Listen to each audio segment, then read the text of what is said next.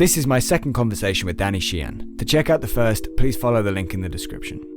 Daniel Sheehan is a Harvard-trained attorney with close to 50 years of experience. He served as legal counsel to renowned Harvard psychiatrist Dr. John Mack. After Harvard forced Dr. Mack to defend his controversial research into the alien abduction phenomenon, Daniel represented him and secured him his freedom to continue that work. Daniel has most recently served as General Counsel to UFO whistleblower Luis Elizondo, is the founder of the new Paradigm Institute, and is currently pushing hard for UFO disclosure. If you enjoy this interview, please like, comment, and share. It all really helps. Thank you. Scroll into the description for timestamps, extra info, and useful links. Thank you for doing this for me again, Danny. To start us off, can you give me your thoughts on the current disclosure landscape and how that might have changed since the AARO report that came out very recently? And can you also give me your latest thoughts on how the outlook regarding UFO disclosure may or may not have changed since we last spoke in January? Well, the bottom line is that just last Friday, the AARO report came out that under the kind of sort of the swan song of Sean Kirkpatrick, who's just left as the head of AARO, primarily because nobody trusted him. And so that the major whistleblowers refused to come over to AARO to provide their information to him because they thought that they weren't doing anything with it.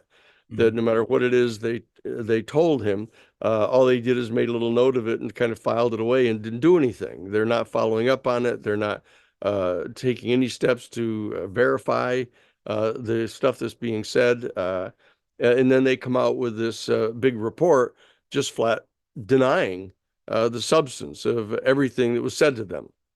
In effect, and specifically upon occasion, suggesting that the people who did come to him were all part of some sort of a cabal inside the intelligence community and inside the Defense Department, who had somehow been duped and persuaded by the longtime UFO advocates for disclosure that there was some kind of a UFO retrieval program going on and a back engineering program, which somehow they were just making up the information about. And so that just happened last Friday. And there's been a huge storm of pushback against that report, which is totally justified. Almost everybody in the UFO community that has an information IQ above room temperature knew that this was totally bogus, this report. It was a Bluebook, 2.0, the same kind of thing, did everything but call UFOs swamp gas, and backed away from even the acknowledgments that have already been made by the Defense Department about the bona fides of the videos that came out, and the New York Times reported it. They're suggesting that even the New York Times was sort of buffaloed by these people, and basically attempted to throw under the bus the whistleblowers that have actually waded the way through the process and have gone to the Senate Intelligence Committee with their information, rather than to AARO. And that was basically what the report was. So I've been contacted by any number of people and asked to reply to the particulars of the report, which I've done. And the members of the House and Senate now are basically up in arms over this kind of a placid, nothing burger kind of report that's come out from AARO. Everybody's totally disappointed by it, and some are outraged by it. So that they're in the process now of planning for their next set of hearings, pursuant to which they're discussing bringing forward a number of the additional whistleblowers with additional concrete information that they're able to swear to their own firsthand knowledge about. And they're in the process of planning to roll them out. And they're also in the process of drafting a UFO Disclosure Campaign Act 2.0, which is similar to the 64-page bill that was passed unanimously by the Senate Intelligence Committee, 17-0. Every single one of the 8 Republican senators and every single one of the 9 Democratic senators endorsing the full 64-page bill that insisted upon setting up an independent board or panel to review all of the information that's in the hands of any and all of the 6 U.S. military services, any of the 18 intelligence agencies, any of the 32 United States Defense Department agencies, and any and all of the private aerospace corporations that have been given any of the technology from recovered UFOs. That's what the bill actually said. That was passed by the Senate and went over to the House. And as we know, the Michael Turner, who is the Republican chair of the House Intelligence Committee, who happens to come from the 10th Congressional District in Ohio, which is the home base of the Wright-Patterson Air Force Base, which lives in infamy as the place to which the original Roswell craft was taken, and where a lot of the original research on the technology of that craft and the back engineering plans started. So, he's basically in the pocket of the private aerospace industry, and he reached out to the Republican head of the House Armed Services Committee, Mike Rogers. Mike Rogers is from the 2nd Congressional District in Alabama, which is the home of the Redstone rocket testing facility. Excuse me.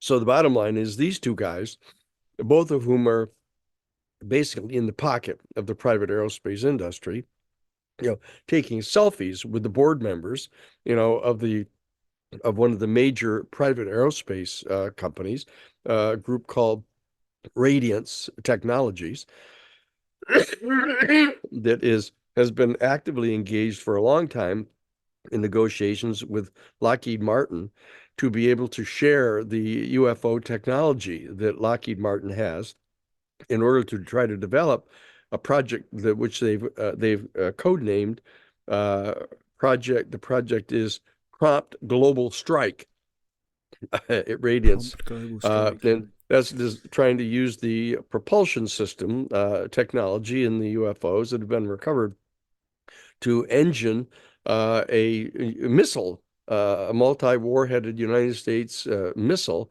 that can be launched from the United States and strike into the heart of Russia or China within like 2 minutes. It's a transparent first strike weapon, which is in violation of all of the agreements against first strike weapon development. And they're doing this secretly, and they're rationalizing that they have to lie to the American people about this in order not to allow the information to get to the Russians and Chinese, who you can be sure already know it. And so this same weird complex of lying and duplicity and the desire to just transform everything into some step to increase our ability to establish full spectrum military dominance over the planet. It's their only sense of security. Their idea of national security is to be able to establish full spectrum military dominance over every square foot of the planet. And anybody any entity or anything that doesn't comport with that plan, they view as a threat to the national security of the United States, or their version of it. And so that's what's happening here. And so you take people like Sean Kirkpatrick, who is a career intelligence officer, and put him in charge of a program that's ostensibly supposed to review the history of the intelligence community and the Defense Department lying and concealing this program, and you put them in charge of saying, well, can you tell us whether it's true, whether you're doing that? And of course they say, no, we're not doing that, which they've been saying for decades. And that's what's happened here. And so everybody knows that, including now virtually everybody on the Hill. So the House and Senate people know that.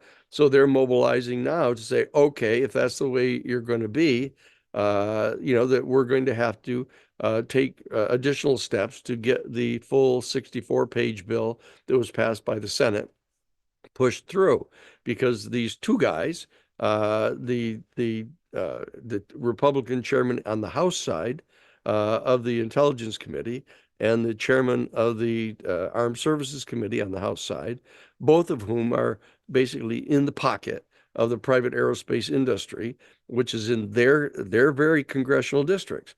The home base of Radiance Technology is in the 2nd Congressional District in Alabama, and the major field office that they have is in the 10th Congressional District in Ohio.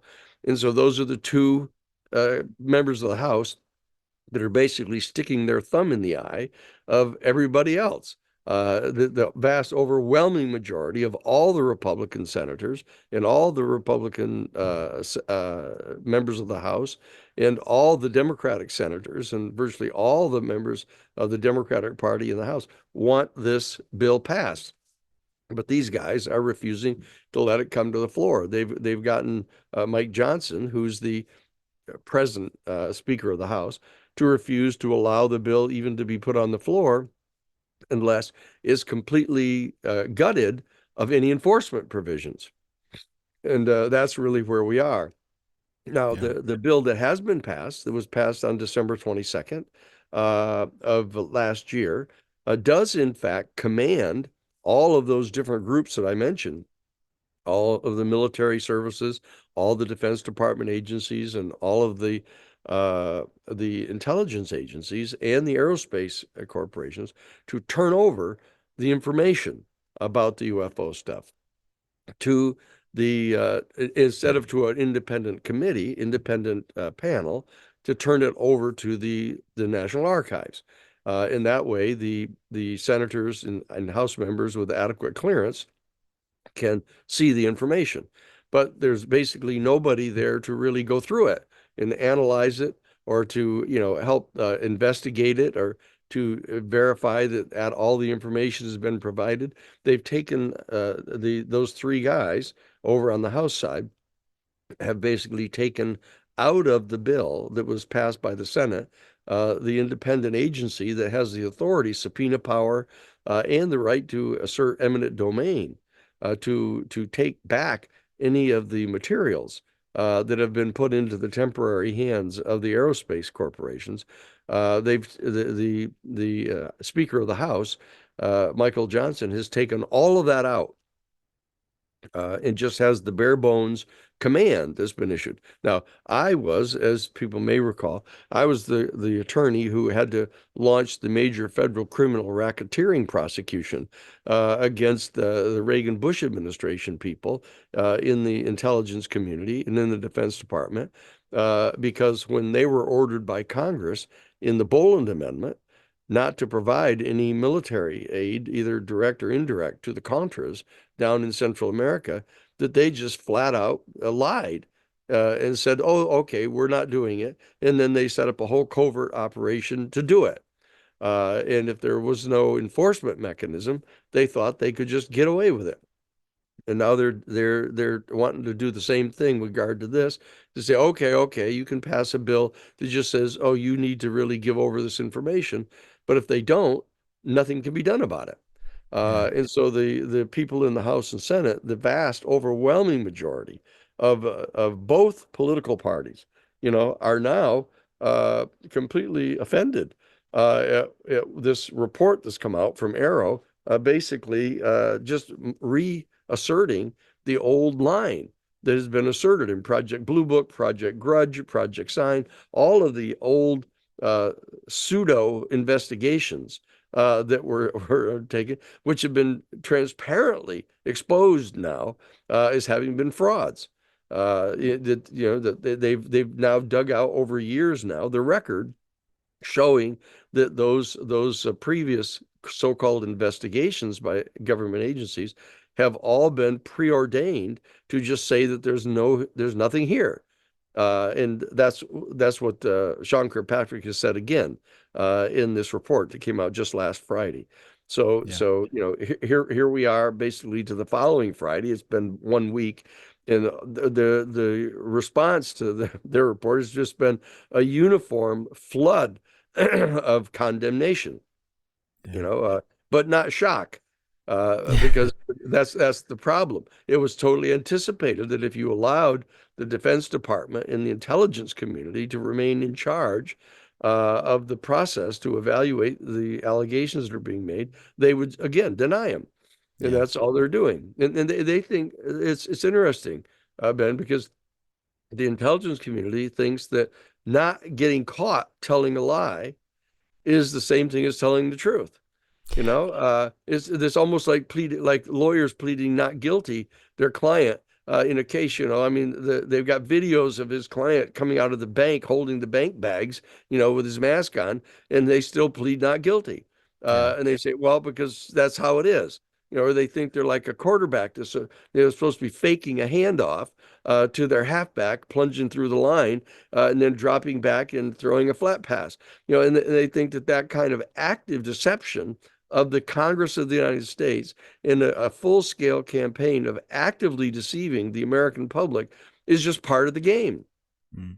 And so that's what this report was. The Yeah. same kind of head fake, and that's what's happening here. But hopefully the Senate and House are not taking that head fake. They're Yeah. just going to keep coming right after the quarterback here. And that's the process that's going on now. Meetings have been going on all week in Washington with the House and Senate staff, figuring out when the next hearing is going to be put forward and which of the whistleblowers are going to be brought forward publicly to further press the information into the public. Because these three guys over on the House side, refuse to allow a responsible program to be put together to review the information and take out of the hands of the private intelligence, out of the hands of the intelligence agency and the Defense Department and the private aerospace corporations, the decision as to what, if anything, they're going to publicly reveal. That just doesn't work. So Yeah. that's the status that we're in now. Okay. Excellent. Hopefully you're right that this report is going to act as a catalyst rather than Yes. a dampener on these Yeah, efforts, and that's hopefully, right. yeah, it's going to have the not the desired effect that the people put this report out hoped for, rather the inverse. No. So yeah, that's an optimistic way of looking at it, but seemingly still quite a logical one. Really, I can get on board with that way of thinking. Sure.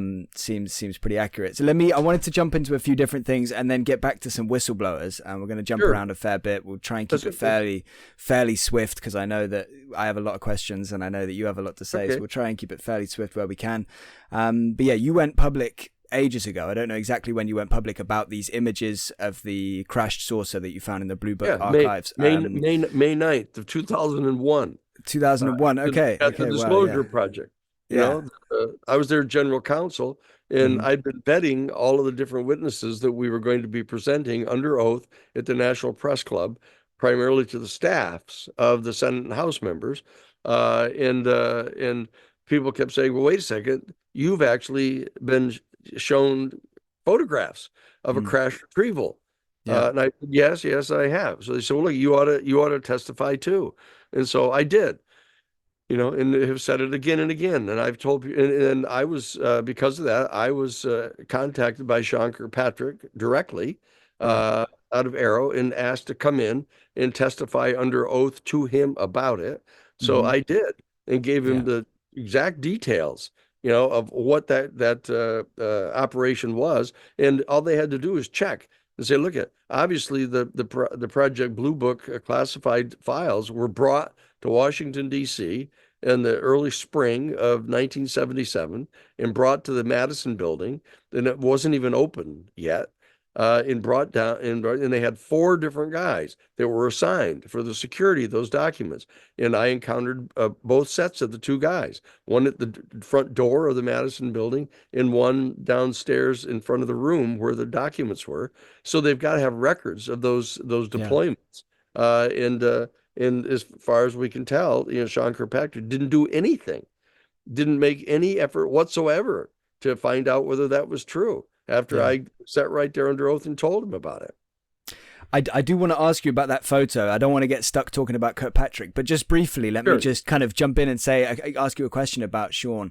Do you think, again, based on your own personal interaction with him, when you went in and told him this story, do you think that he believes you and believes essentially everybody and just tells a different story to the media and to everybody that's listening?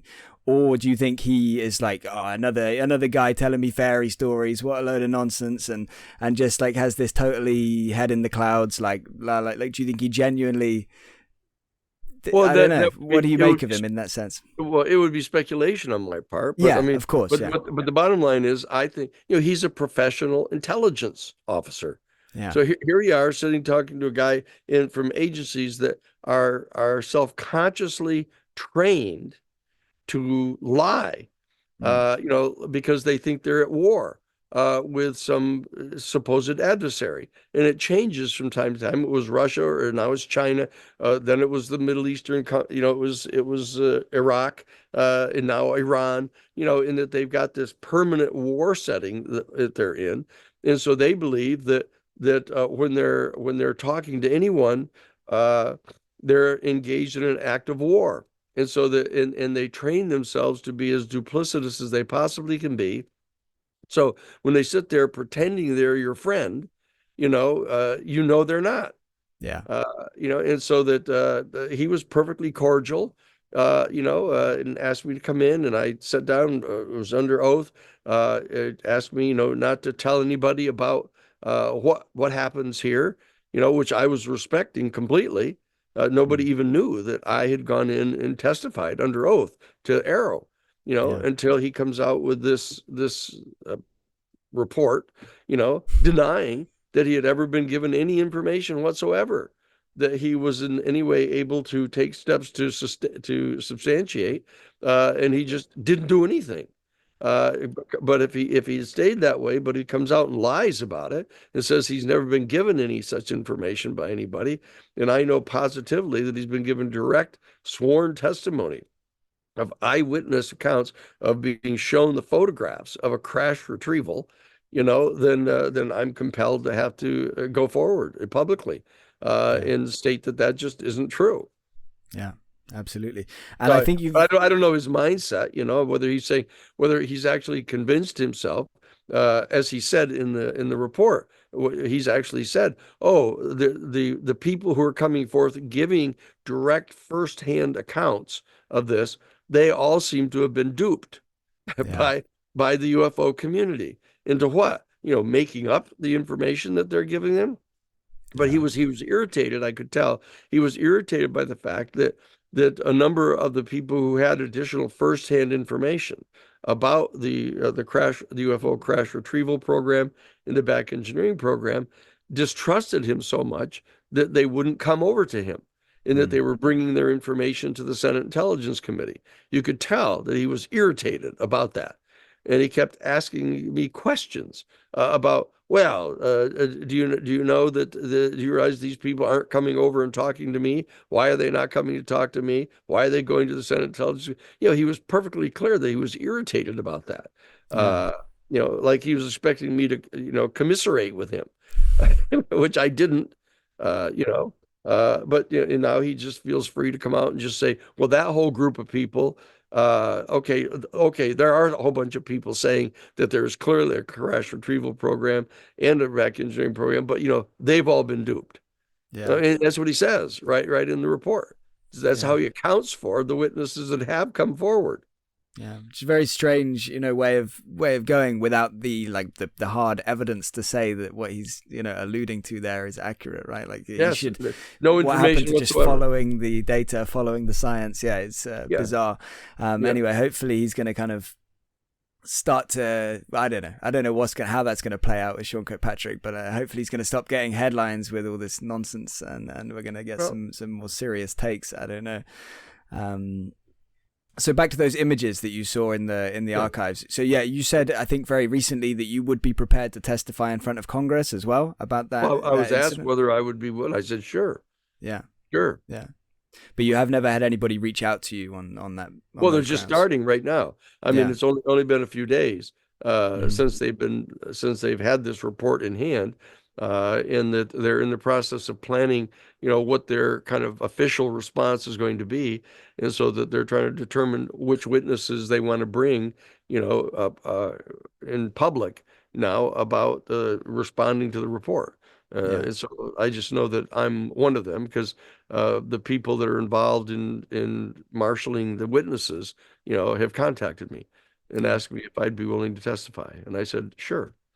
Would you have anything else you could testify to them about? Like, have you had any other moments where you've seen something or been told something? Or I don't know. Sure. I was the guy that interviewed Clifford Stone originally, that when we were back in 2001. Actually preparing witnesses to be presented to the House and Senate staff members, under oath at the National Press Club back on May 9th of 2001. Prior to that set of public meetings, I was the one in charge of vetting the witnesses to determine which of all the witnesses that had been interviewed we were going to present on that single day. And Clifford Stone was one of them. And Sergeant Clifford Stone sat and gave me great detail about, his direct personal participation in a number of crash retrievals.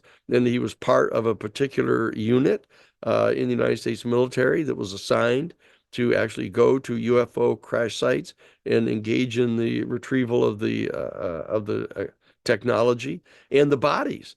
And he talked in detail about the alien bodies that he had been involved in recovering. And so now that is hearsay to me. It is hearsay, but it would be direct eyewitness testimony that people could take. And I told Sean Kirkpatrick about that. So I gave him that information as well, all about Clifford Stone. And that Clifford Stone was testified that day on May 9th of 2001. There's a recorded record of it. And I told, and the fact is I've had numerous contacts with different people that have asserted to have firsthand knowledge about the UFO phenomenon and about the activities of the United States military with regard to the craft, etc. So I've got all that information, but as an attorney, I was the attorney for Dr. John Mack at Harvard back in 1994. And in that context, I was interviewing all kinds of witnesses, the chief investigator for the Federal Aviation Agency, who could testify directly to, having the official radar tapes of a UFO following a major commercial aircraft, and having people from the CIA show up and demand that he turn over to them all the originals of the radar reports to disappear them and order him never to tell anybody about it. People, those people are still alive. If anybody wanted to go and see it, but Sean Kirkpatrick and the people don't seem to be displaying any desire whatsoever to reach out to the people to do their job that they've been given and get any information. They're just sitting there passively, so that it can be said by the defense department, "Oh, we've got an office." That if someone insists upon going forward, they can come to our office. And yet they won't let anybody tell anybody where the office is. Yeah, it's a clown show. Apart from the fact that, like you said, like they're not doing their job, like the work that they're supposed to be doing. Where's the curiosity? Like with all that, I'd be adamantly chasing down every little lead and trying to find out, is this bullshit or is this true? Like, is this, there should be curiosity. There should be that human. They don't view that as part of their responsibility. No, they clearly don't. Which does obviously bring the question of, like, do they know more than they let on? But again, that's a whole other, road we could go down another time. On those photos again, so when you spoke to Clifford Stone and anybody else that you might have spoken to over the years, did you talk to them about those specific photos that you saw? And have you been able to piece together anything about when or where that specific crash retrieval took place? Because if I remember right, it was in the snow, right? There was snow, so it was not Roswell. It was not Roswell, that's for sure. And so you could tell that it was in winter because you could see the snow all around. And as I'd mentioned, that you could see where the saucer had hit into this field and had plowed this big gouge, all the way through the middle of the field, and was stuck in this embankment that was covered with snow. So you could see that, and you could see the U.S. Air Force personnel, all around it taking photographs of it. And I've mentioned a number of times the movie camera they had taking a movie footage of it with the two big round canisters on the top of the camera, so that sort of dates the equipment that they were using. But I gave all of those details to Sean Kirkpatrick that would have been possible for them to find I look those forward to Sean's report photographs about it. Yeah. So the size as well, with like when you were looking at the vehicles and the people and stuff in the picture, were you able to kind of get an idea of the size of the thing? Oh yes. No, it was like 40 feet across or so. It was a big craft. And as they was sticking up at this 45-degree angle, sticking into the side of this embankment that it had hit as it slid across the field and punched into the side of this embankment. And it was actually kind of a little elevated on one side. And I was able to see the markings. I was able to see the kind of symbols or letters like that were along the bottom of the dome. And that's what I traced. I traced those exact symbols because there were nothing like anything I'd ever seen anywhere on our planet. They weren't Chinese, they weren't Russian, they weren't Hindi, they weren't hieroglyphics. They were none of those things.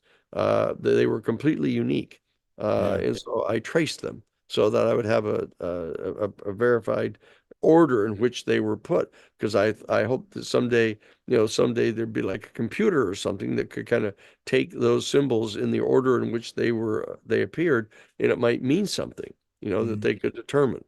This was long before AI. Yeah, well, I'm glad you made the note of it. And just to be sure, you didn't come across any other kind of corroborating information when you were flicking through these things. You didn't see anything that like, something that was relevant to those images. Well, it was I've kicked myself 1,000 times, since I went in there. As soon as I saw those photographs, I said, "Oh wow, look at this! There it is." That there's not any doubt that that's a flying saucer. Look at it, and those are Air Force personnel all around it, and those are completely alien symbols all around the outside of it on the dome. So I'll just copy those down, and as soon as I got that done, I said I should just get out of here, so I don't get in trouble for tracing these, and then I left, and so. If I had it to do over again, I would have stayed, and it would have read through as many of the documents as I could until they sort of dragged me out of there. But I didn't have any idea how long they were going to allow me to be in there. I've had experiences like that in the past. When I was at the Cahill Gordon law firm in New York City, one of our partners, who was my next door office mate, Michael Armstrong was the head of the Knapp Commission that was assigned to investigate potential police wrongdoing in the New York City Police Department. It's the Serpico story, right? That whole commission. And I went in to investigate a particular case after talking to Mike Armstrong in one of the police departments in their internal affairs operation, and I wanted to be able to listen to the audio recordings of the police officers in a particular incident where it was clear that they had beaten up, or one of the officers had severely beaten up this one innocent citizen who was just watching them respond to an event. And this police officer had stomped this guy. And so when I went in to listen to the internal affairs audio recordings of him, they insisted that I not be able to take any notes or anything. And so I had brought a tape recorder with me.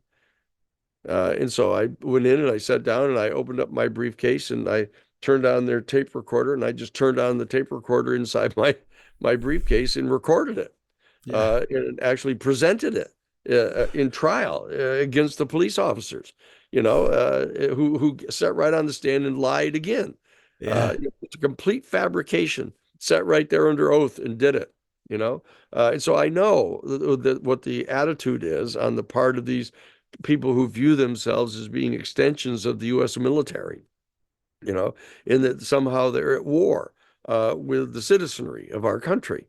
If we're not part of them, if we're not devoted to the same ability of them to establish full spectrum dominance and control over a given physical space, they view that as a threat, a challenge to their authority. And that's what I've encountered it in the past. I was at Attica Prison the night the 41 hostages were all killed that night by the New York State Police, and they came right out and lied and said every single one of them had their throat cut by the inmates, and they not only lied about it, but that they had an official New York State coroner's report asserting that they'd all been killed by having their throats cut. A complete, absolute, total lie. And we were able to surround the prison with lawyers and prevent them from removing the bodies.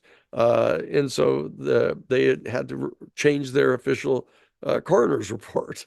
So I've had this experience over and over and over again of people who are inside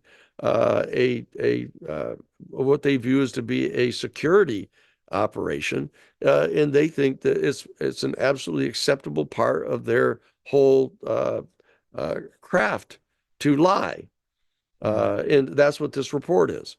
That's what the report is. It's been put out by AARO, that's become a mouthpiece for the national security state, not a bona fide effort to objectively find out what's going on. Yeah. I know Luis Elizondo is the best person to ask this question to, but we did talk about it briefly in January, and I just wanted to see if you have any kind of update on that. I think when we spoke last, you mentioned it would be or should be through the DOPSA process by the end of March. Do you still think that's going to be the case? You think it'll still make it through there this month? You're talking about his book? Yeah, sorry. Yeah, I just talked with him yesterday about it. He's anticipating that it getting done by the end of this month. But that's optimistic, perhaps. But he's written the book. He's subjected it to them. He's taken great pains to not put anything in the book that would reveal any national security information. But that DOPSA has been good in the past. They're the ones that cleared the videos. The videos that he brought to the New York Times, along with Christopher Mellon, had all been cleared by DOPSA. People don't understand that. In even the testimony by Dave Grush that was made on July 26th of 2023 to the House Oversight Committee, their subcommittee on national security. It was all cleared by DOPSA for them to say that. So there's this other dimension of things that people don't really quite understand. These guys are not whistleblowers. They're in the sense that they're not revealing information that they have been prohibited by their employers from revealing. They've actually had those statements cleared. So the question that people ought to be focusing upon is, why is that happening? What is the memo that's been sent now that things have changed, and that therefore DOPSA and the others are going to authorize these public statements to be made? And that's why Lou and Chris and some of the other guys are being accused by people in the long-time traditional UFO community of being operatives of some kind of plan that's underway on the part of the American intelligence community and Defense Department community to slowly roll out this information bit by bit. But I know from talking with the guys that are the so-called whistleblowers they're trying to get out as much information as they can without violating their security clearances. They're contacting DOPSA and the other people to get authorization to say these things. The problem is the minute they communicate to their superiors that they want to reveal any of this information, they start getting these kind of retaliations against them that are trying to deter them from doing it, unless for some reason some higher ups have made a decision that, okay, that particular piece of information can be publicly released. So that there's this whole strange dynamic going on of our people inside the intelligence community and inside the defense community and even inside some of the private aerospace companies, that are trying to share more information with the public, uh, are being forced to have to decide whether they're going to try to go through the proper processes, and have the chance of getting it okayed, or are they going to have to go over to the Senate Intelligence Committee and reveal the information to them along with the documented verification of what it is they're saying, because the people to whom they're revealing it also have the security clearances. They have the top secret compartmentalized information, SCI clearances. So those are the people that are discussing this information now in the House and Senate staffs and in the members themselves, and they're in the process of determining how much of that they're going to release to the public, whether DOPSA authorizes it or not. Yeah, that's what's going on right now.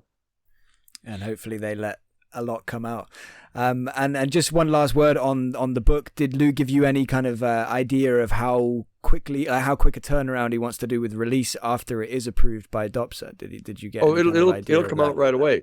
I mean, yeah. It's waiting on the presses right now, for the clearance from DOPSA, so that they'll have the final edits. They should be minimal. In light of the steps that Lou has taken and the lengths to which he's gone, not to put any security information in there. But, some of it is subjective. Some of the people at DOPSA, they say, that may be getting a little too close, or you're saying things that assume certain facts that you wouldn't know unless you had the clearance. So we don't know exactly what the team is that's been assigned to do the review on the book. But we're optimistic that it should be available pretty soon, and then it's going to go to the presses, and then he's going to be allowed to go out to talk to various television shows and radio shows and to national media and stuff about the particular content. So that's in the immediate offing. Yeah, great. Well, fingers crossed that will go smoothly. Can't wait to read it. Last time we spoke, you said that you thought all 40 of these whistleblowers were going to go public this year. Do you still stand by that assessment? Well, what I'm saying is that they've given the information to the Senate Intelligence Committee, and that they've done it under oath, and they've provided the documented proof. They've provided corroborating witnesses. And given them the names of the people and the contact information, and so that I don't know that all of those corroborating witnesses have been called yet, and they're not subpoenaing them. The Senate Intelligence Committee isn't subpoenaing these people and making them come in. What they're doing is providing a means by which they can come in and tell a person with adequate clearances who is not going to retaliate against them, and is not going to lie about it, like they think the AARO office would. Yeah. And so do you still think then 40 by the end of the year will know all of their names, essentially? Just kind of, or do you think it could drag on longer than that now? Well, I can tell you this. I know that the Senate in the bill that the Senate passed, the UAP Controlled Disclosure Act, called for a release of a substantial amount of information by October 18th of 2024. It was 300 days from the passage of the statute, right? And the passage of the statute was anticipated to be and turned out to be December 22nd of 2023. And so then the 300 days, you go 300 days from there, and a substantial amount of the information was supposed to be released to the public. And so I believe that the Senate is working on that calendar. Mm-hmm. Okay. Okay. So, I mean, that's my best way to be as particular and specific as I can be. Yeah. So that I think that when they get to that date of October 18th, they feel that if they had not been stopped by these three guys over out of the 435 members of the House, that these three individuals were, if they hadn't stopped the process from going forward, that information would become available. So they may be using that date as the date that would enable them to release this stuff. Right. Okay. Yeah, before we started the interview, you mentioned that you're currently in the process of speaking to some other attorneys, some other lawyers, and I think it was essentially to kind of connect them with some of these whistleblowers. Can you just elaborate on what this process is and where you are with it? Yeah, our new Paradigm Institute, which is referenced in the Senate bill, I guess on page 23 of the Senate bill, they have a list of the people that were authorized to nominate members of this UAP Records Review Board that was at the heart of the Senate bill. And our office, the New Paradigm Institute in Washington, D.C., was one of those, along with the majority and minority leader of the House and Senate, the Secretary of Defense, the head of the National, I think the National Academy of Sciences, and a couple others were authorized to nominate people. They referred to us as the UAP Disclosure Foundation in the bill, but that's us. And what we've done is we have 8 different missions that we're authorized to be engaged in, one of which was to nominate people to the president to be on this board. Another one is to ride shotgun on the AARO office, as we're doing here in our conversation of, calling them out when they don't perform the duty that they've been assigned. And we're also engaged in active field investigations right now. But we also have a legal division. We have 12 lawyers now who are devoted to providing defense for whistleblowers. And we're also working on additional legislation, ideal legislation that is important, for example, to strengthen the whistleblower protection statutes, which right now are functioning at far less than an ideal level of protecting these guys. We're also working with major law schools to have law review articles prepared dealing with the kind of constitutional and legal implications of the cover-up, et cetera. We're engaged in those activities, but the pointed one that you've asked about is that we have not only this group of a dozen lawyers that are going to be working to help be available to provide defense for and protection for the whistleblowers, but we have a liaison with probably the top lawyer in the entire country that is expert with regard to the steps that need to be taken to properly protect yourself under the whistleblower statutes. Right. And he's going to be providing training for all of the lawyers, and is available to come in and provide direct legal representation if necessary upon occasion. So we're pretty well geared up now to provide the protections. And so the word is now going out to these people who've already appeared to the Senate Intelligence Committee to prepare them if they're going to go public. Awesome. Yeah, wow, that's big and that's exciting, and hopefully more of them are going to go public soon. Do you have any idea when you think the next, one or two names that we're not familiar with yet will be public? Do you know, like, how soon you expect that to happen? Is that going to be in the next month or two, or are we thinking by the end of the year kind of thing? Well, it depends, but like, Tim Burchett, for example, we've met with his staff people, and they want to hold a field hearings where they can have one of the individuals actually outside of the House or Senate buildings, have a field hearing in go public. That we're at the new Paradigm Institute. In whatever legal advice that we are able to give to the whistleblowers. Oh, we're proposing that just hold on a bit. Let's get this done officially. Let's have a hearing like the July 26th hearing of 2023 that was held in the House office buildings. Where you have the assembled members, they're all there, everybody's under oath. The whole thing can be done in an official way.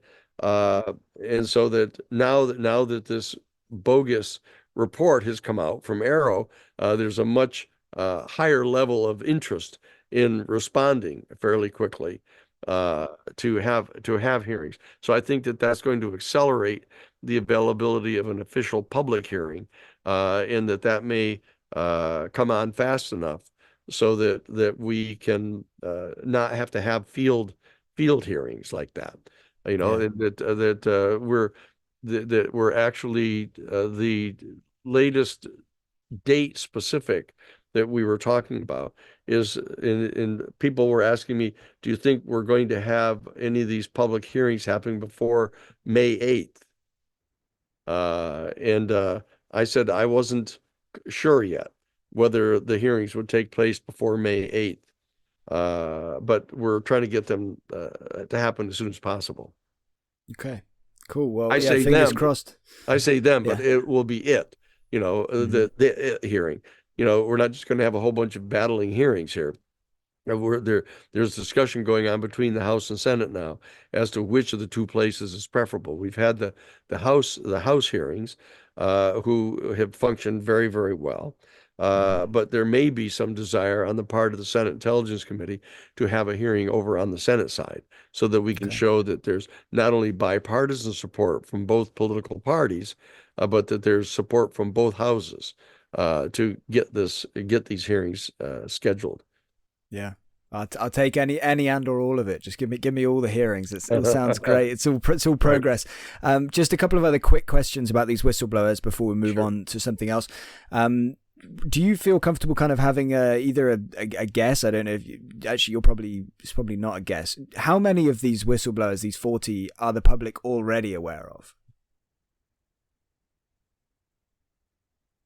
Well, they're only aware of a few of these people, and some of them are mistaken to be whistleblowers, like Luis Elizondo and Chris Mellon and Dave Grush. They're not whistleblowers because they've been given consent by DAPSA, to make the public statements that they've made. So technically they're not. We said that to the Inspector General of the Defense Department when we filed Lou's complaint with them about the retaliatory steps that were being taken against him.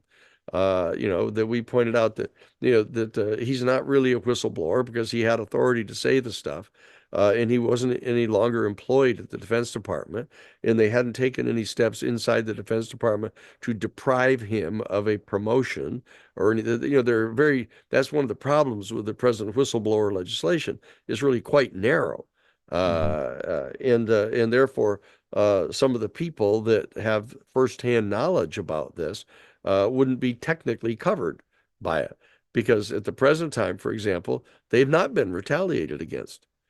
Because people inside the Defense Department don't even know they've come forward and provided the information to the Senate Intelligence Committee, so that technically they don't qualify.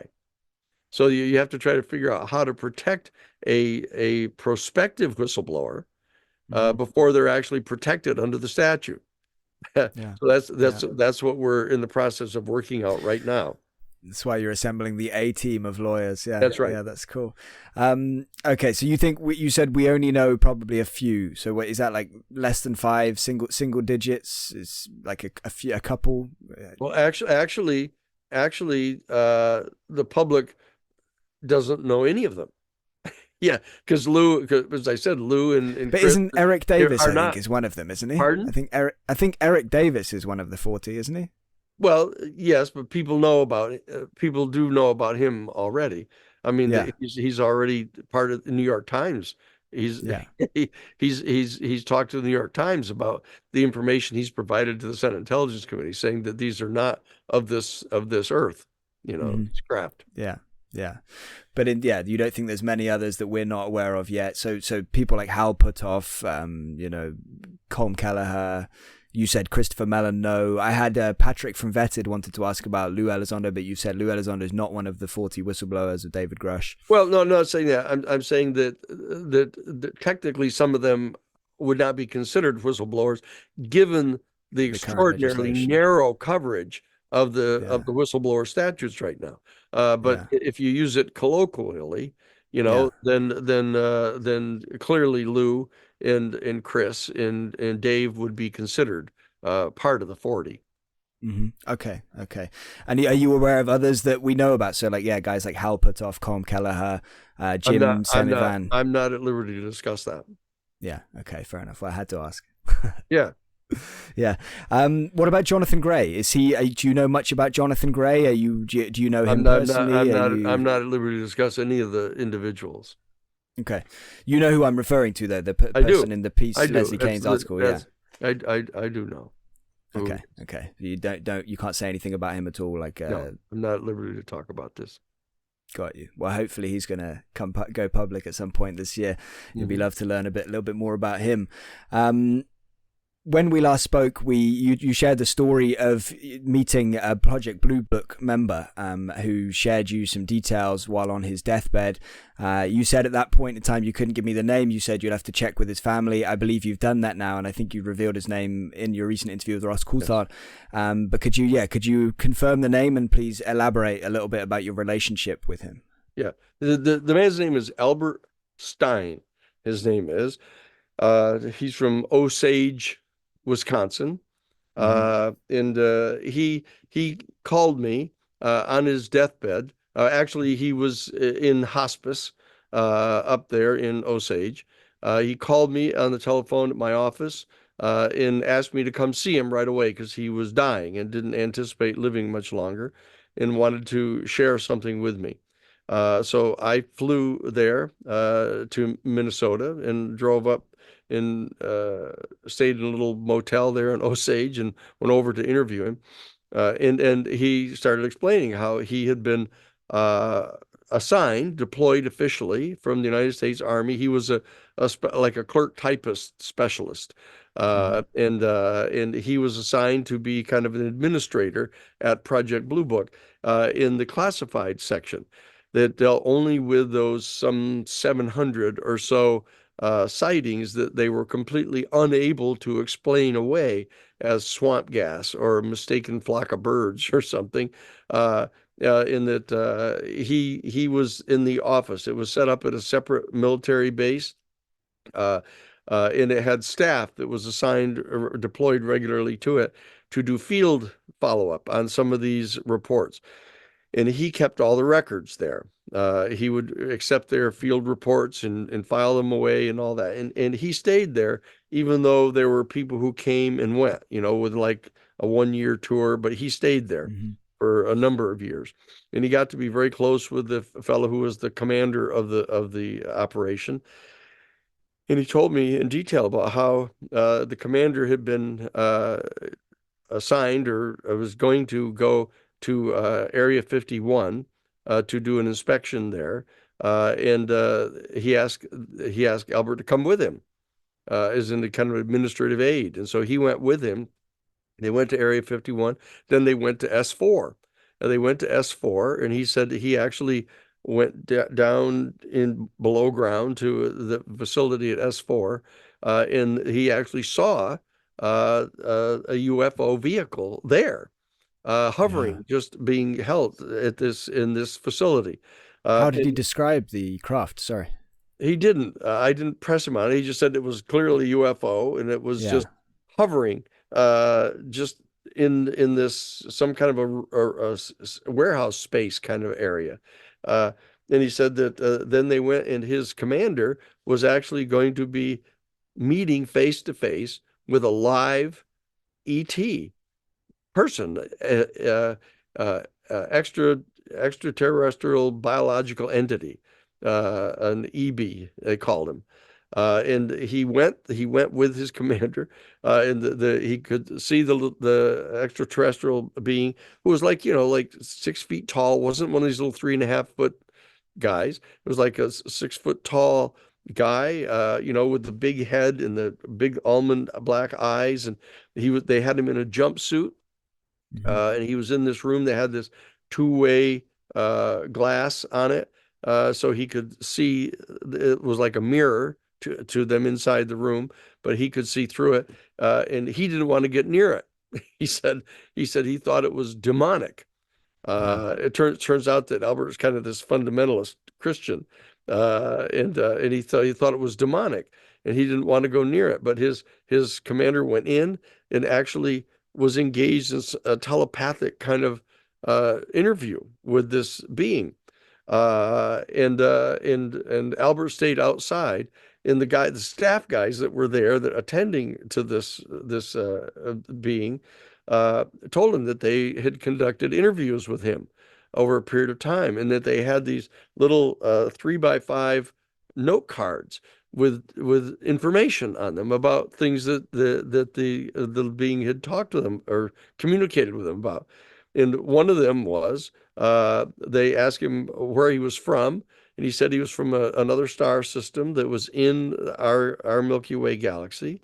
And he said that he was part of a unit that had people from different star systems Mm. that were in it, and that they were assigned to be going around inside the galaxy, checking up on planets where living life forms had started, and Yeah. they were functioning, and that was what they did. And they had asked him, apparently, that, like, who was in charge of this? Who was in charge of this project? He said, well, your people is what you people would kind of refer to as God, but it's not like you think. Yeah. He said, and Albert was so offended by that, because he was this fundamentalist Christian, that he said, I didn't believe him. And so I've never told anybody about what he said, because I didn't want to go spreading a false thing like that. But he wanted to confide in me. And I think it was because he knew that I'd been at Jesuit headquarters. It was almost Mhm. kind of this like priestly confession that he was engaged in here with me. So I spent like 2 whole days with him there. So I had all that direct information as well. Wow. Yeah. I'm not going to ask you too much more about the interview now, because we talked about that in some length Yeah. last time we spoke. But to kind of ask you a couple of other questions. How many people from his family are you in touch with, and are you aware what they think about his claims and his links to Bluebook and all of that? No, I didn't press them on that. Yeah. Yeah, Did I don't know exactly what they think about it or not. I just did found out, did where he they was. surrender any information to you, like, oh, he used to talk about this, or oh, No, you might be I did. interested in I this? didn't. I didn't press him. I was just trying to get permission to say who he was. Yeah, no, I was just checking if they kind of threw anything at you, like to get it off their chest or anything like Nope. that while they were. No, No, none okay, of that. None yeah, of. fair enough.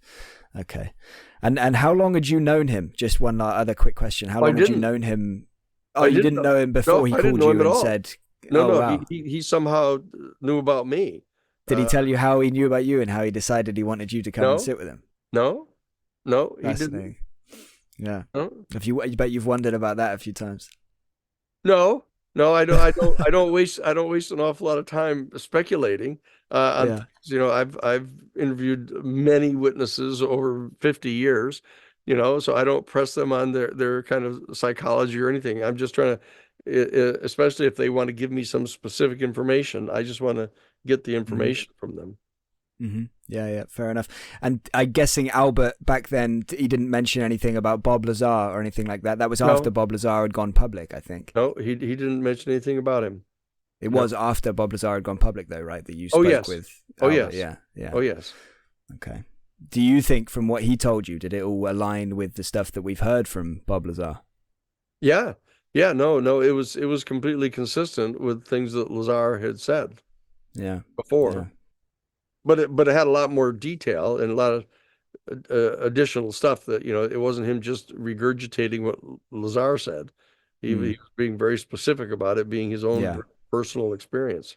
No, I can't imagine anybody would want to regurgitate something like that on their deathbed, especially, right? Like You're that's right. that's Right. the No, time of your life where it's he the was most heading raw. out. He was heading Yeah. out. Yep. Yeah, yeah. So I wanted to ask you, when we combine comments from, like, sentiments from Tom DeLonge about this phenomenon, Lou Elizondo's somber comment, everybody's talked about the idea that President Jimmy Carter allegedly cried after he was told, the truth about the phenomenon. And there's loads of little things, along these lines, people's reactions and people's short kind of summaries of the phenomenon. But should we be afraid? Is there something here to be afraid of? Like, what's your take on that? Well, I mean, a lot of different people are afraid of different things.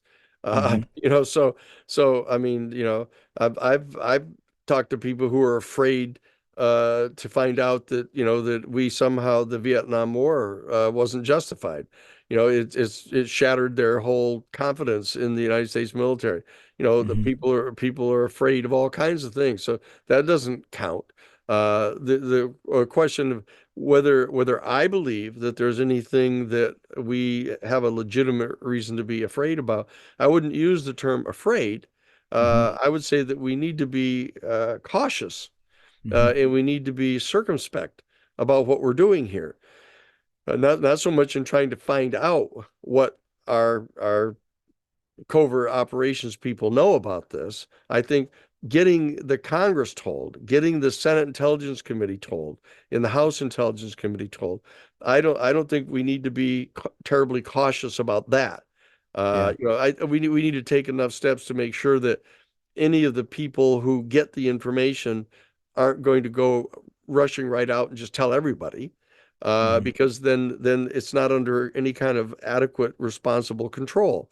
And the whole point of the 64-page bill that was passed by the Senate was to establish a reasonable and sound and responsible set of protocols for getting the information conveyed to the Senate Intelligence Committee and House Intelligence Committee, and letting them start exercising responsibility over this group of this panel, this 9-person panel that was going to be making preliminary decisions about how much should be revealed.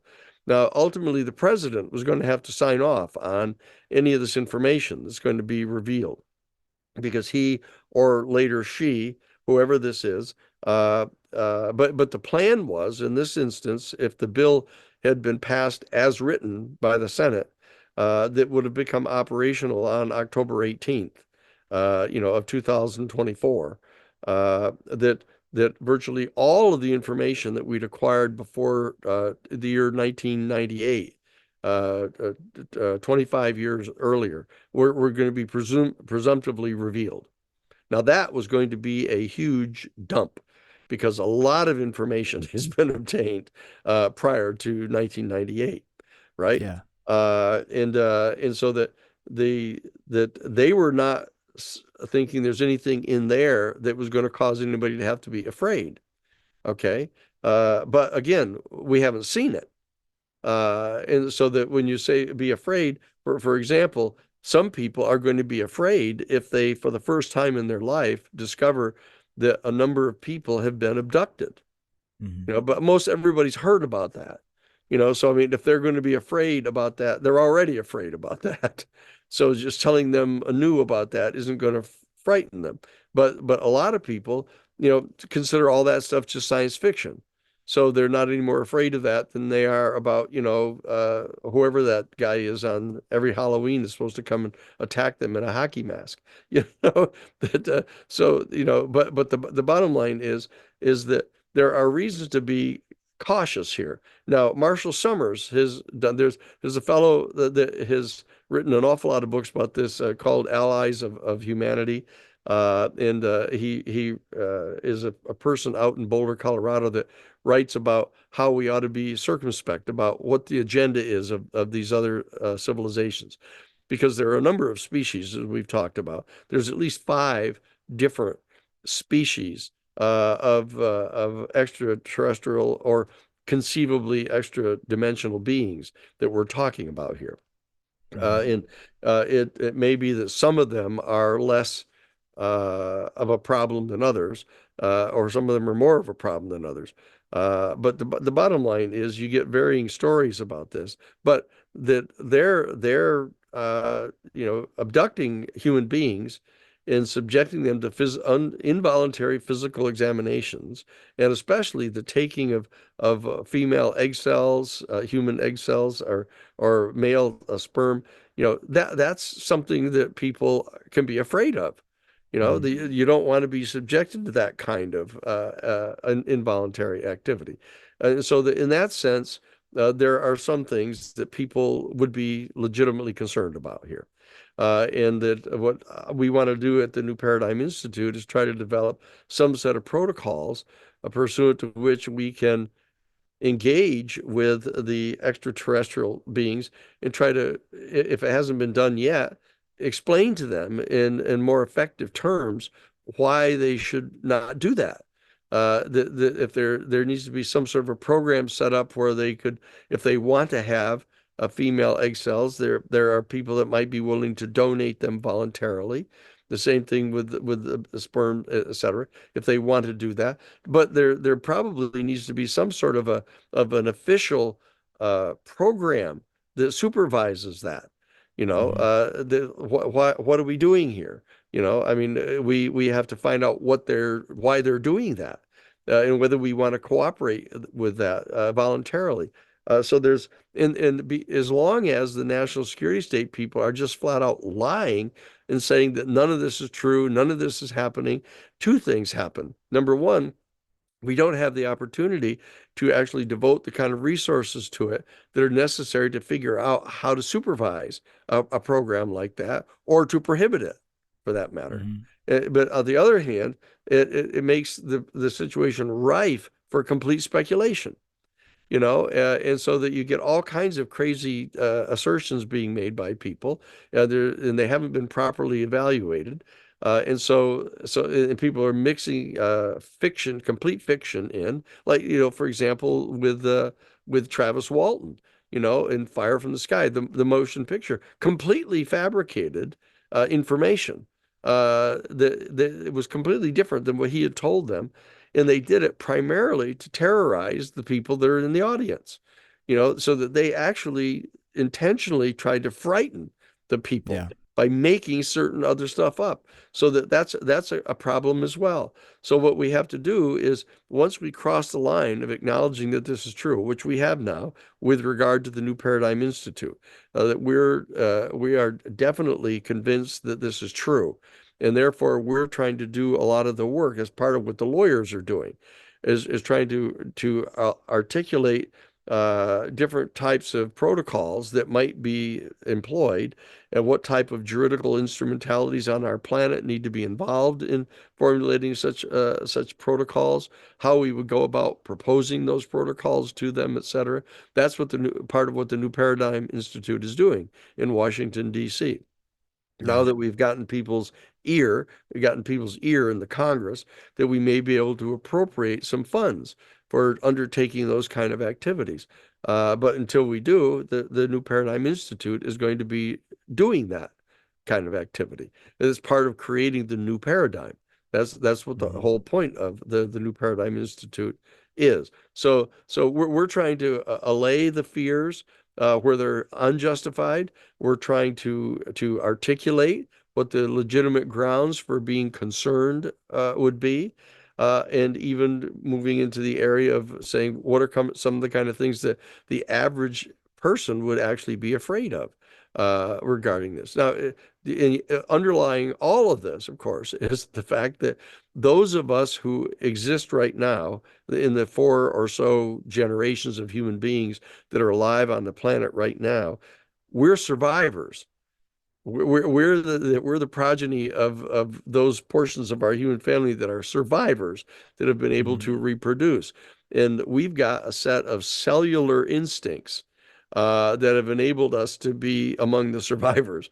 And so there's a phenomenon that I'm familiar with now. The people that I've interviewed who've had these direct contact experiences, no matter how prepared you think you are for having a direct face-to-face encounter with an extraterrestrial, highly intelligent, highly technologically developed, but non-human species, you're kidding yourself if you don't think that your body is going to have some sort of deep cellular reaction that we've been unconsciously programmed to have that has enabled us to survive in the face of the unknown.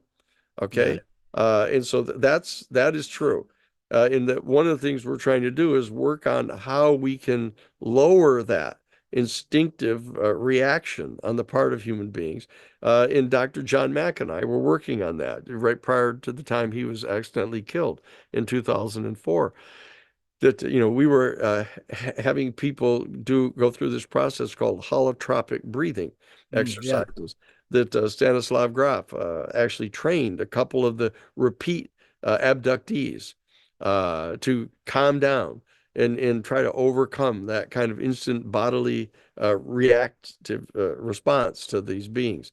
And we were successful with regard to a couple of these folks that actually they were able to tell when one of these abduction experiences was going to occur, because like this kind of field of energy would happen around them and the hair would kind of stand up on their arms and stuff. And so they realized something was happening, and then they would start doing the holotropic breathing, and just steadily do the holotropic breathing. So when these beings appeared, they were in a state that was much more calm than they normally were. And so that we were doing the very beginning of that kind of training of people to be, in a certain sense, diplomats, that could keep it together and stay calm and have kind of a intelligent colloquy, with these beings, to be able to ask questions and get some potential information going back and forth. So that's also one of the missions of the new Paradigm Institute, to be able to do that. Yeah. Wow. Yeah, there's so much fascinating stuff there that I want to unpack, but I'm going to keep moving forward for now and move on to my next question. Great. So another thing you said recently in another interview, that the Senate Intelligence Committee has DNA tests. They've done DNA tests on non-human beings that were recovered from some UFO crashes. And that the DNA tests confirm that these beings are non-human. Is this accurate? And can you elaborate on that? What I've said is that, that David Grush has testified to that effect, on July 26th, said that we are in possession of biologics. That's biological evidence. Now, obviously, in order to be able to determine that a given entity is not human, the type of biologics that you would have would include DNA.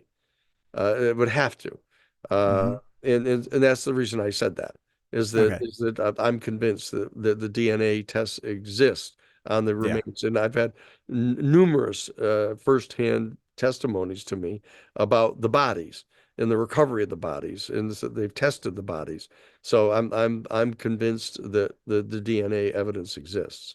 Okay, so you basically said you're adding up 2 and 2 and telling us it's That's 4, right. but you haven't. Nobody's come to you and directly said, "Oh, they've got these tests." But you just kind of it makes sense. That's right. Okay. Do you know anything more about? I guess you don't know anything about these tests then. I was going to ask you a few questions about like when they might have been done, how many species, and all this kind of stuff. But no. I don't. No, okay, no worries. Well, let's not just guess at stuff then. So I'm going to move on past that. I don't know. I got a couple of questions here from Patrick at Vetted. I don't know if you're familiar with his channel. Have you come across it before? Yes, I've heard of Patrick. Yeah, he's doing some good stuff. He's kind of like keeping this like down to earth, skeptical but open minded approach to looking at these things, and I guess trying to keep us all honest, which is good.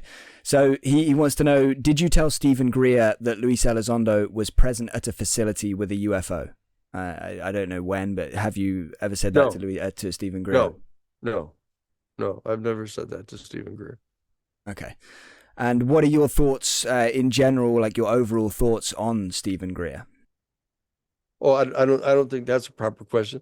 I was the legal counsel for the Disclosure Project for 20 years, and I've had lots of encounters with Stephen, lots of discussions with him. It's not appropriate for me to be reflecting on what I think about him. It's like asking me, what do I think about Lou Elizondo, who's one of my clients, or what do I think about Dan Ellsberg? That's not an appropriate thing for a lawyer to do. No, that's fine, and that's a good answer. I guess you just wanted to get your feeling on it. I suppose if you had a very burning passion in one way or another, you'd probably have made that clear. But that's a good answer. I have a couple of questions here from Michelangelo on Twitter. So he wants to know, again, related to these same kind of this area. Are you still Stephen Greer's attorney? No, I never was Stephen Greer's attorney. I was the attorney for the Disclosure Project. Right. Disclosure Project was a 501c3 public interest organization that was in Stephen excuse me. Stephen contributed funds to it and engaged in activities with regard to it. But I was never his attorney. Got you. The attorney for the Disclosure Project. Yeah, never represented him personally. And he also was asking, are you still Lou Elizondo's attorney? So I suppose that's different because Lou is not. Yep. Yeah. So you're directly still Lou's attorney. Yes. Cool. I guess this question is kind of semi-relevant now that I know you weren't Stephen Greer's attorney directly, but I'll still ask it to you. So seeing as Luis Elizondo and Stephen Greer seem to be not so subtle about their animosity for each other, and this is something I've noticed as well. This question was from Michelangelo, but again, I think a lot of people have noticed that it kind of hints from both of them. What was it like to kind of represent both of them on some level, even though you weren't representing them in the same way? Was there any kind of tension there? What was that like? Well, as I said, I didn't represent Stephen Greer personally. So whatever Stephen's personal attitude toward Lou is, or whatever Lou's attitude is towards Stephen, didn't become immediately relevant. I told Stephen as soon as Lou had approached me to ask me to be his attorney. I knew that there was some difference in view between what Lou was saying and what the Disclosure Project was saying. And so I told Stephen about it, and that I was intending to represent Lou. And Stephen and I had a long conversation about it. We agreed to not agree with me representing Lou, but I went ahead to represent Lou. And then there came a point in time when Stephen thought that the activities that he was attributing to Lou, which I didn't believe to be accurate, caused him to want me to not represent Lou at all if I were going to continue to represent the Disclosure Project. And so that was the last conversation he and I had about it. And then I ended up getting a letter from someone that I didn't have any idea who they were, some lawyer from New Mexico somewhere, saying that he was authorized to instruct me that I was not to present myself as the then current attorney for the Disclosure Project if I were to continue to represent Lou Elizondo.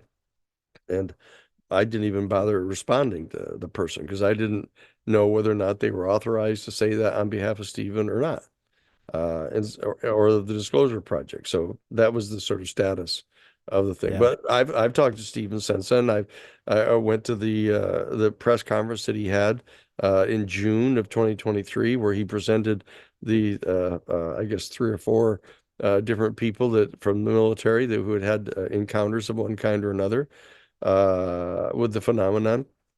Were perfectly cordial. I like Stephen. I think Stephen likes me. And so people keep asking these kind of trailer park questions about, oh, have you been arguing with your friend or not? I mean, I don't view that as very constructive. Yeah, Okay. I'm very supportive of a lot of the extremely good work that Stephen has done and continues to do, and the same thing is true of with Lou. Yeah. And I know they have some differences in opinion, but a lot of it is subjective, about whether lose uh, emphasis as a national security employee about that he believes there's national security questions that need to be kept secret. Hmm. And Stephen and the Disclosure Project are very much in favor of disclosing everything conceivable about the thing, that those are incompatible positions, but that's understandable. But I get along with both of them. Yeah. No, that's fine. And yeah, you're right. Stephen Greer has done lots of interesting things in this kind of area, and Yes. very interesting character. I don't say I don't know him at all, and I don't really know what Hmm. to make of him in at the moment. But yeah, it's a very interesting background. I know that you put out that statement a couple of years ago as well on Facebook that Stephen Greer had kind of taken some of your words out of context and used in a documentary and things like that. But you've made it clear that, and we touched on it last time, the false flag idea. Yeah, You've made it clear that you I don't don't agree agree. with his take on those, and you kind of side more with Lou and Chris Mellon in their thoughts on this stuff. Yeah. Yeah. So to jump into some kind of super quick fire again to try and power Sure. our way through. So I know it's going to be hard because I know you have lots to say about most of Yeah. this stuff, but what's the wildest thing? And I use the term wild in like most bizarre or most hard for you to fathom, or the thing that still kind of gives you the most, pause for thought. What's the wildest thing related to this phenomenon that, as far as you're concerned, is true and or real, Oh, but it still blows your mind? It still oh is yeah. like, It still was gives it you that kind was of questioning. yeah, it was the account that was very credible and has been confirmed on a number of occasions now, that I'd heard a number of years ago, that one of these saucers crashed. It was like 30 to 40 feet wide, and that it crashed, and it had, like the other one I had seen, it had embedded itself in some kind of embankment in the crash, in that they brought in a big 18-wheeler and a bulldozer and stuff, and hooked the bulldozer chains up to the craft, try to pull it out of the embankment, and a little pie-shaped slice of the craft kind of pulled loose from the rest of the craft, and this little aperture appeared in there. And they stopped all the operations and waited to see if anything was going to happen. And after a while, they sent in a Spec 4, a Specialist Fourth Class guy with a little laser light, to go inside, or arc light to go inside to see what this was like. So, and remember, the thing was like 30 or 40 feet wide, and he goes inside, and he got inside, and it was big as two football stadiums Mm. inside. Uh, and he was so completely disoriented that he threw up, uh, and then backed right out of the place. And he discovered that he'd been in there for like 2 hours or something. So he Oh lost well. all track of time and space inside the craft. Yeah. That I think is one of the more extraordinary pieces of information, which I believe to be true. Yeah. Yeah. Well, that fits the bill pretty well, I would say. Yeah. Yeah. Um, just to go back to briefly on Lou, why do you think some? Because I do hear plenty of time, on the internet. Maybe it's just that. Maybe it's just that the Yeah. internet people will say anything. But why are there seemingly people like murmuring that, oh, he's not Lou Elizondo's lawyer anymore, and oh, this kind of thing? I have no Is it idea. just I have yeah, no idea why people murmur yeah, the murmur same reason they anything. murmur about everything else, I suppose. I don't know. They murmur all Yeah, kinds of things.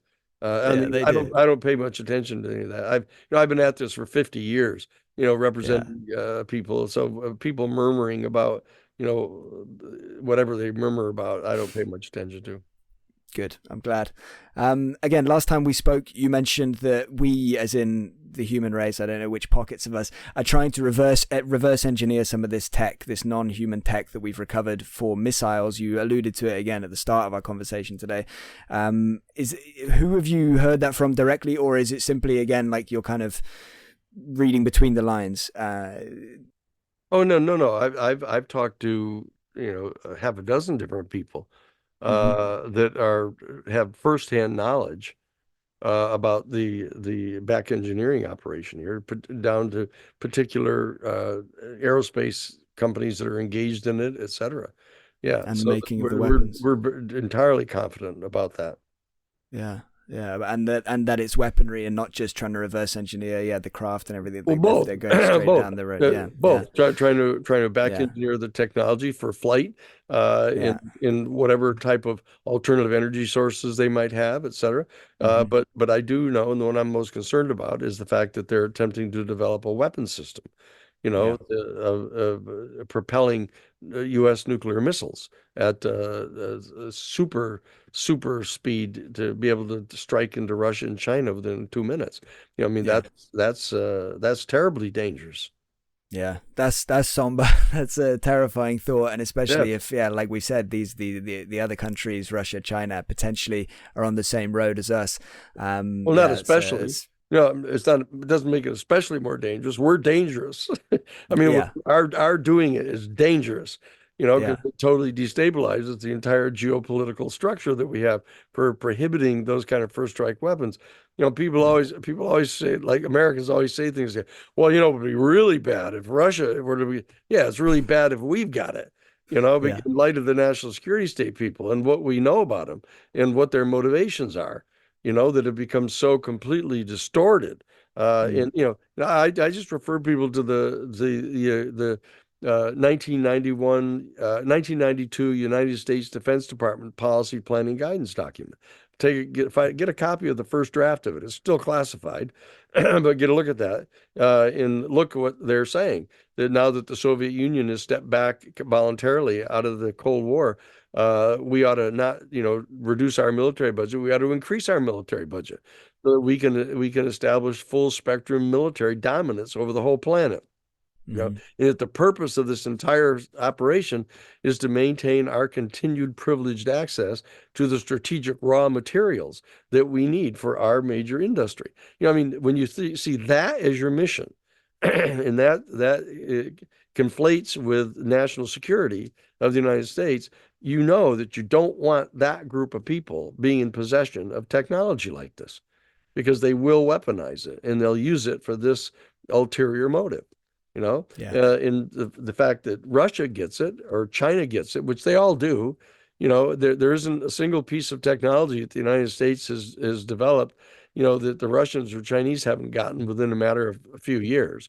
So it's totally insane, this whole operation, and both of them consider each other the ultimate adversary, which means that they're just both functioning from a kind of a classic Hegelian dialectical kind of reptilian mindset. That's all that's going on. So we have to transcend that whole kind of psychology if we're going to survive as a species. Hopefully we do.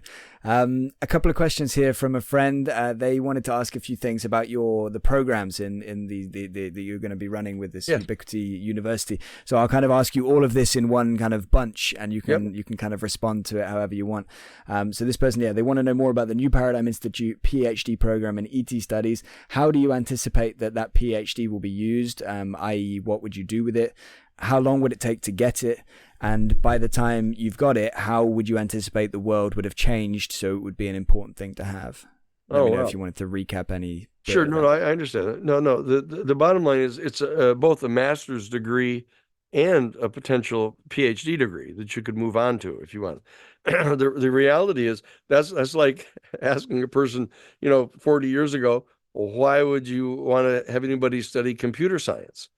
Or why would anybody want to learn to be a programmer or a computer programmer?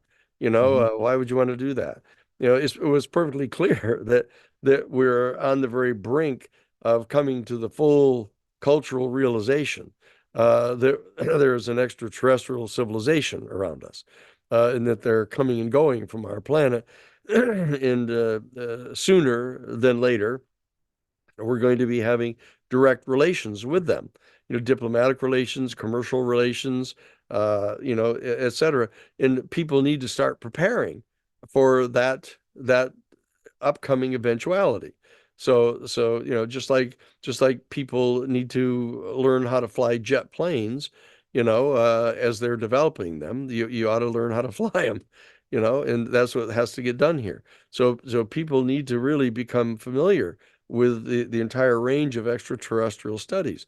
Every single field of human knowledge is rooted in the present state of understanding of physics, right? In the physical nature of reality. And all the other fields of knowledge, no matter what you think about it, all build on that. And so as soon as you start to change the underlying understanding of physics and the material nature of reality, things start to change, and you need to be prepared for that.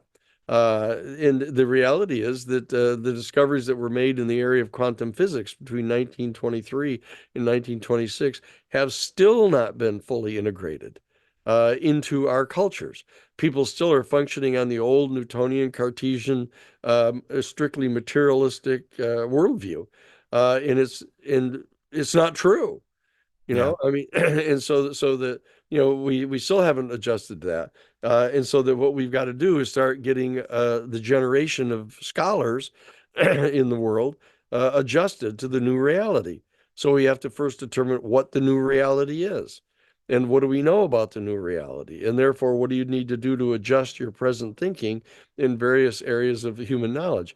So it's a profoundly important issue, and it runs everywhere from adjusting to respond economically to the infusion of a new set of technologies that completely antiquate fossil fuels, et cetera.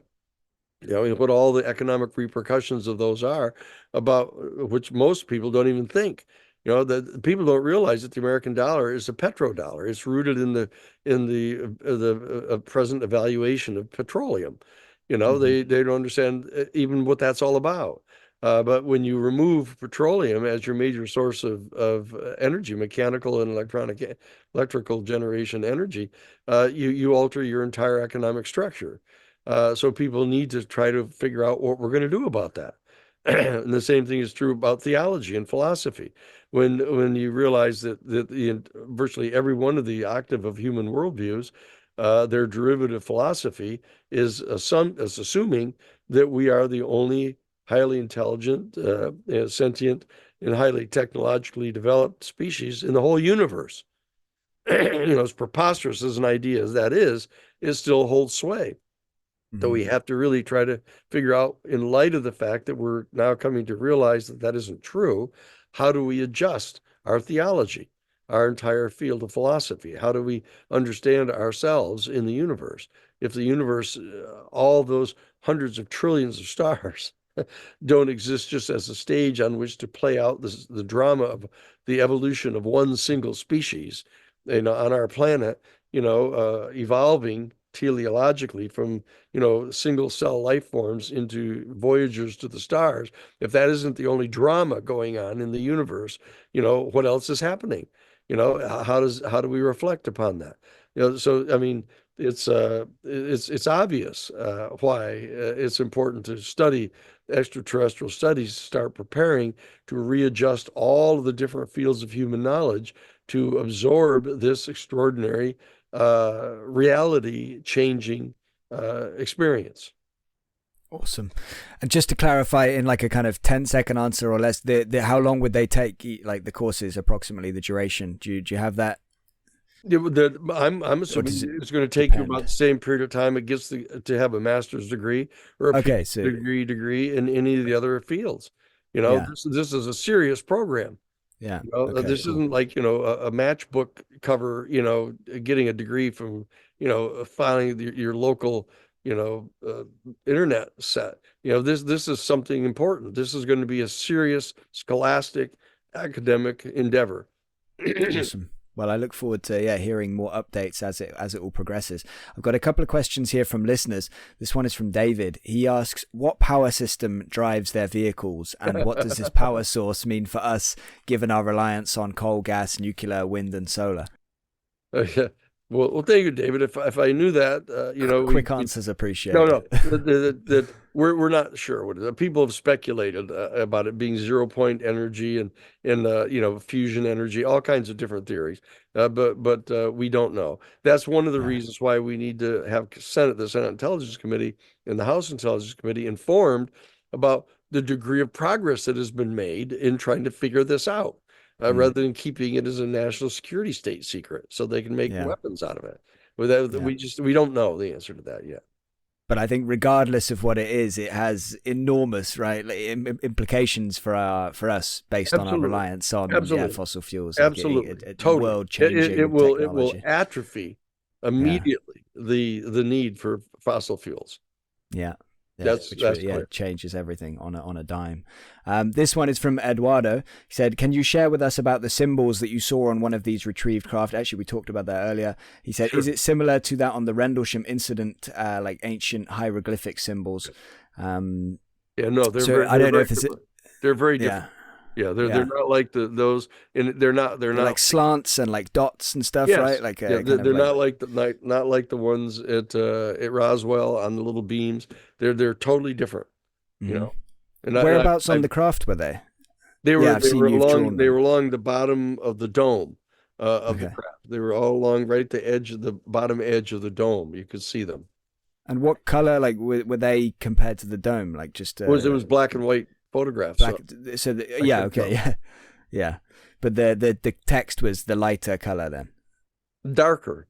Okay. Yeah. Okay. Darker color. Interesting. This one is from Liam. Is the abduction phenomenon a major obstacle to beginning a disclosure process? And are there other disquieting behaviors which would be problematic to discuss openly? That's a sub-function of one of your earlier questions. The abduction issue is a significant issue because it violates so many of the basic ethical principles of our human family.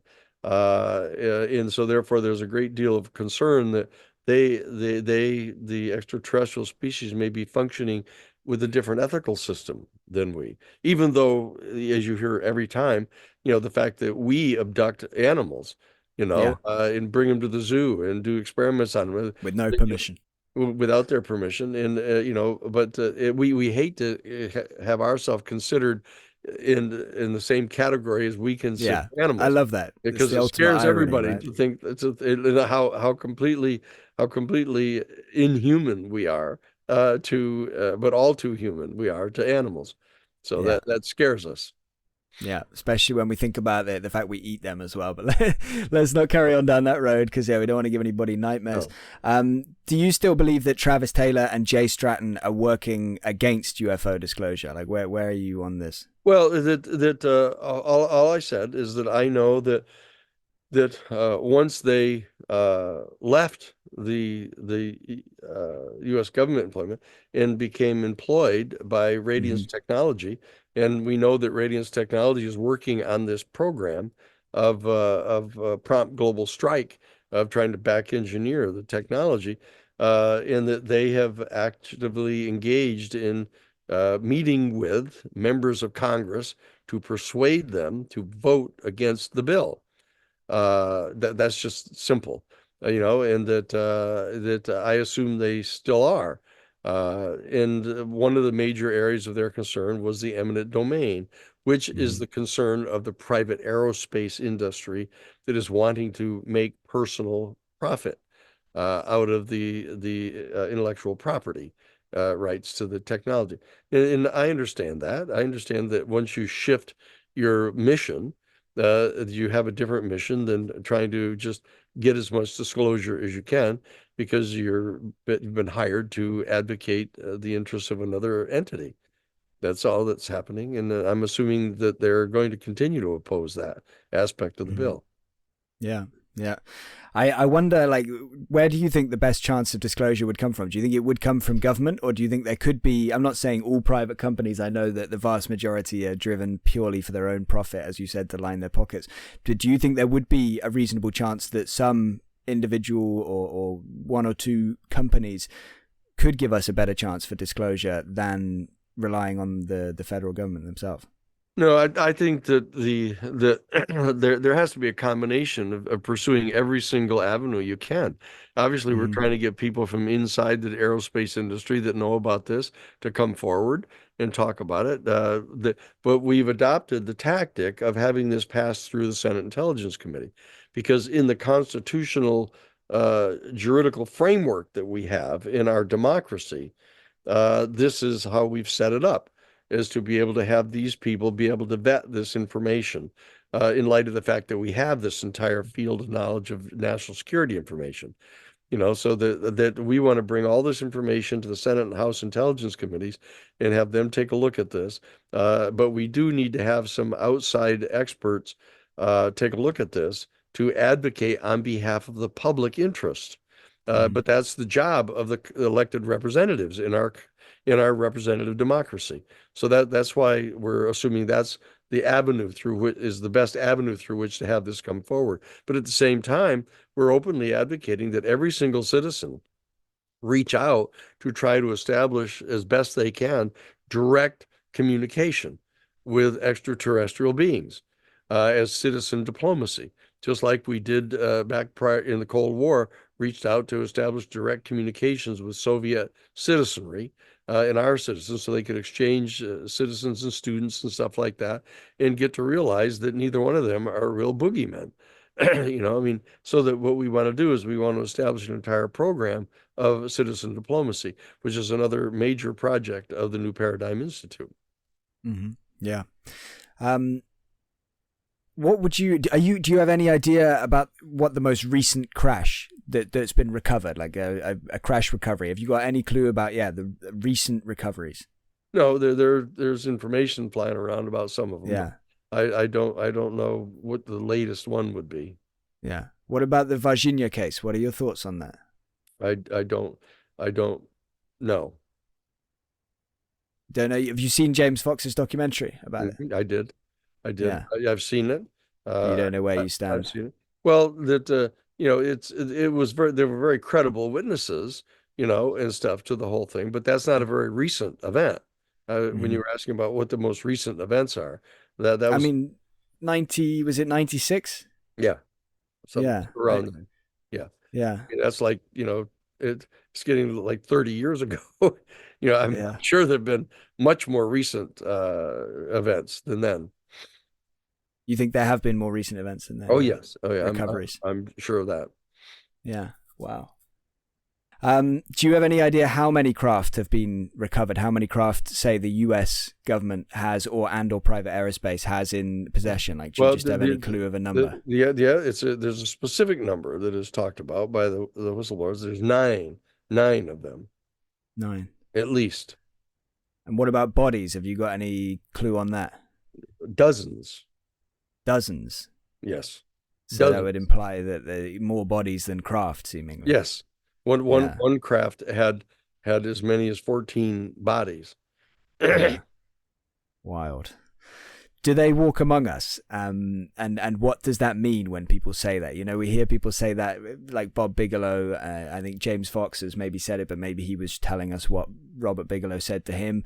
But yeah, as far as you're concerned, do they walk among us? And what does that really mean? How do we clarify that? Well, I'm going to tell you what I know, that any of the artists' renditions of hybrids. Yeah, I'm convinced that there's a hybridization program that has been going on for some decades. But the most advanced stages of that, in my direct experience, is that you can still tell that one of these hybrid people are a hybrid person, with an extraterrestrial species. That they're usually bred with these grays so that you get some function of the large head and the large oval black eyes, the kind of diminished nose and ears. Those are still features of the hybrids. And that's if you run into somebody like that, they theoretically could walk among us, but they wouldn't get among very far because some people are going to say, "Excuse me, can you tell me where you're from?" And so but there's this whole other line of argument, is that there is at least one other extraterrestrial species that looks, quote, just like us, that is in fact us, that is like our ancestry, in that we are kind of, an experiment going on here on the planet of having, brought some of those beings here, and that we've evolved out of those people from, and usually they attribute it to the Pleiades, and that therefore, if that were true, then obviously they could move among us. They would learn our language and move among us. I've never been convinced. That there is an extraterrestrial species that is human. I don't. At the present time, I don't believe that. So I don't share this kind of anxiety that President Clinton is an alien, or any of those tabloid arguments about that. I've not credited that. I'm not saying it's false, but I don't affirmatively believe it at this stage. Yeah, fair enough. These beings are pretty conspicuous. These beings are pretty conspicuous when they show up. Yeah, you don't have any doubt. Gee, I wonder if that's a real person. No, they're not. Yeah. I had a few people comment on one of my videos before. I can't remember if it was the first one with you, but basically telling me I need to just out myself as an alien. I should just get the whole thing over and done with and stop denying it, because I clearly am, with the bald head and everything. People get to be pretty unstable in their speculations, going on, and that's again one of the reasons the new Paradigm Institute has been established, is to try to get everybody to calm down, much more centered. You stop speculating, stop conflating complete fiction, science fiction with reality. Let's try to figure out exactly what's going on here so that we can figure out legally and juridically what to do about this. Okay? That's why we keep asking people, it was just as simple. newparadigminstitute.org. newparadigminstitute.org. You just go to that and you'll get access to all this information. It'll hook you through to the different courses that are being taught on this, so that if you really want to become a serious student of these issues, there are courses that are going to be providing all the basic information. Now, a lot of people who know all kinds of stuff already are going to say, wait a second, I already know about all this. They may know about some of it. They may know about a lot of it. But it needs to be done in a systematic and professional way, so that you get to really reflect upon it with others. Write papers about it, or do essays about it. You do genuine research into these fields. So it's going to advance this area significantly over the next few years. Awesome. And I'll put that link in the description, of course, so if anybody wants to get there easily, just scroll down and click on that. Okay, so one question that I really wanted to ask you was, have you ever seen a UFO yourself? No, I've never seen a UFO or anything I even thought was a UFO. Yeah, okay, fair enough. No, except on a picture, but except the picture. Never in the sky. Yeah, never firsthand. No. Have you ever had any other anomalous experiences, whether it be regarding kind of psychic phenomena or, death-related phenomena such as an after-death communication or near-death experience? No. Anything at all? No, I've just read enough about the various pieces to determine what I believe to be true, but I haven't had any of those experiences. No, fair enough. But I did get accepted at Harvard University one time, which I thought was a miracle. So apparently those kind of things happen, whatever that kind of metaphysical thing is, right? Yeah, whatever the process is that allows it. There you go. Yeah, I mean, and the rest is history after your career. Just to tag on then to something we were talking about just before, we were mentioning the hybrids thing. Yes. Can I just tag on with a question from Robert here on Patreon? He wanted to ask, are you aware of much evidence for David Jacobs' thesis about the hybrid situation? Well, David, I know David. I've had lots of conversations with David, starting all the way back in 1994. And his thesis is that, that these activities of especially the abductions and the involuntary breeding program and stuff is violative of every kind of basic ethical standard that we've got. It entails, kidnapping, rape, assault, there's all those things. And it's perfectly valid him, locking down on those things and saying this is completely unacceptable, and that we ought to take steps to get it to stop. And so I agree with him on that. We need to do that. We need to do it diplomatically. We don't need to go to war about it. We just need to figure out how to get it to stop. Yeah. Yeah, I agreed. Okay. Look, Danny, you've been super generous with your time with me yet again. I've loved talking with you. Is there any kind of message or any last words you want to leave with people that have watched and listened to this? It could be anything. Just that I do want them to just get in touch with us at the new ParadigmInstitute.org. And all the information is there. And I would recommend that they sign up to get a master's degree training in this. It's going to take time and energy, but I can tell you that we're getting set to make a shift into an entire new dimension of reality here. And people are going to be very, very well served by spending some focused time on becoming expert in this field. And I would propose that they do that. Great.